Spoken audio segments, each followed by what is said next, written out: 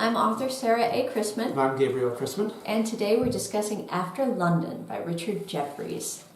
This one is one of my favorites because it really is one of the first post-apocalyptic novels. And it's really early for that.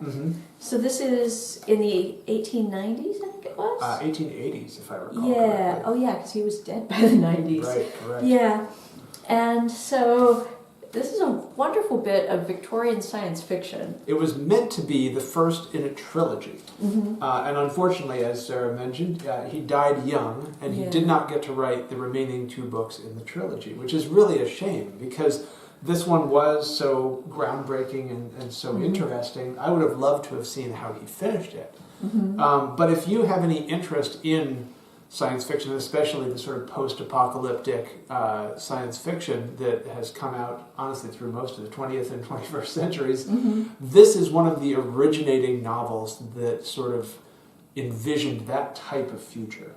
Absolutely.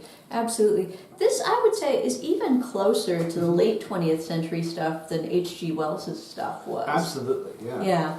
This is much more familiar to the modern reader because it basically has this future England that is sort of, it's retreated almost to this medieval feudalism. Yeah. And we don't know exactly why, but it sort of is, it's seeming almost like it's a novel about, the medieval era, but there are these sort of bits where you understand that this is in the future. Right.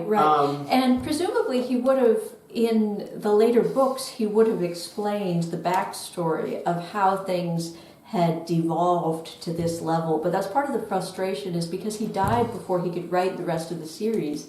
We never find out what this cataclysmic event was. Right. But it's really fascinating because what he did get to write at the end of this one is his main character makes a journey and an epic sort of challenging progress into London itself, where we get to see this truly horrendous landscape where some epic disaster has happened, which, to a modern reader seems incredibly familiar as a post-nuclear wasteland. It really does read like a post-nuclear wasteland, even though he was writing this more than half a century before any nuclear attacks. There's a scene where he's walking across this blackened landscape and he looks back and his footsteps are glowing behind him, which is total nuclear picture. Yes. And then there's another scene where he sees these former corpses and all that's left of them are their shadows, which is so post-nuclear. It's straight out of John Hershey. So it's straight out of the accounts of Hiroshima.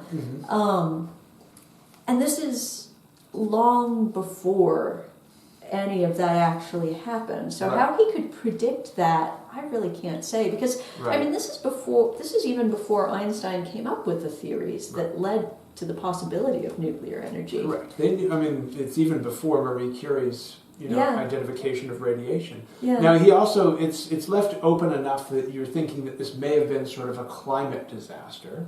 It may have been just a pollution disaster. These are the types of things that were, in the sort of Victorian mind about the ways that we could destroy everything.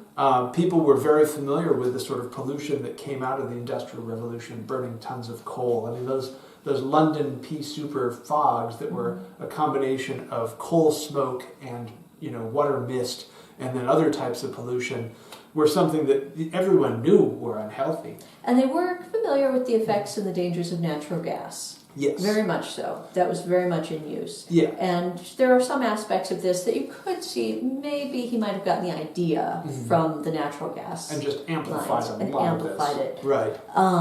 But it's a really cool read. It's very short. It's a very quick read. Again, it was meant to be just the beginning of the story. Yeah. And so mostly I get frustrated at not having the remainder of this to read and just have to imagine it.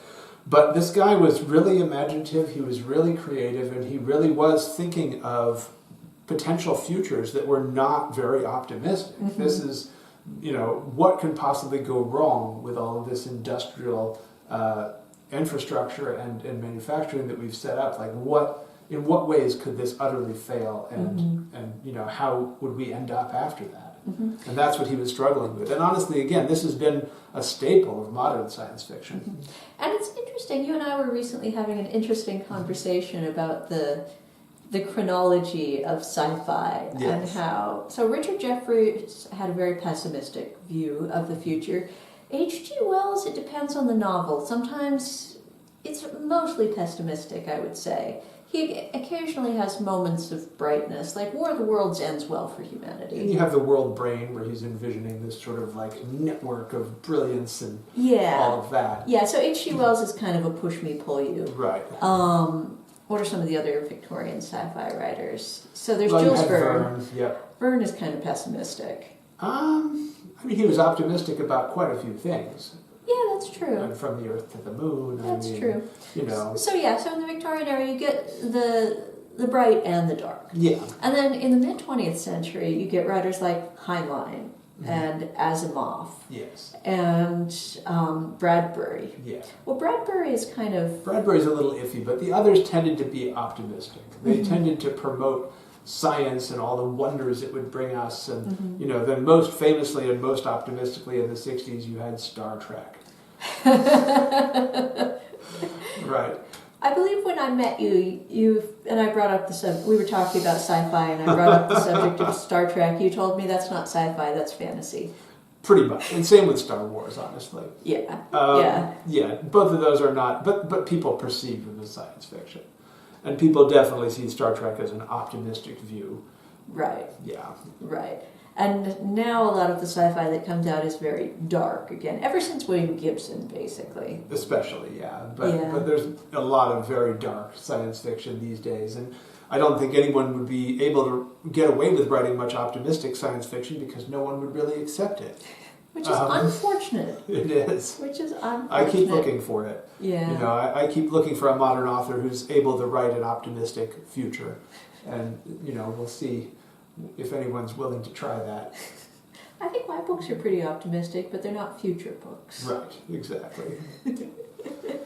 Well, anyhow, I really enjoy Richard Jefferies After London, and even though it's frustrating that he died before he could write the rest of the series, I still think it's a really good book. And I think it's a really good window into just the history of sci-fi and the origins of sci-fi. So I think it's a significant book for that reason too. So I hope you'll check it out. And thank you for watching today. We hope you enjoyed this video. If you did, please give it a nice thumbs up. And remember to tell your friends about my books. Happy reading!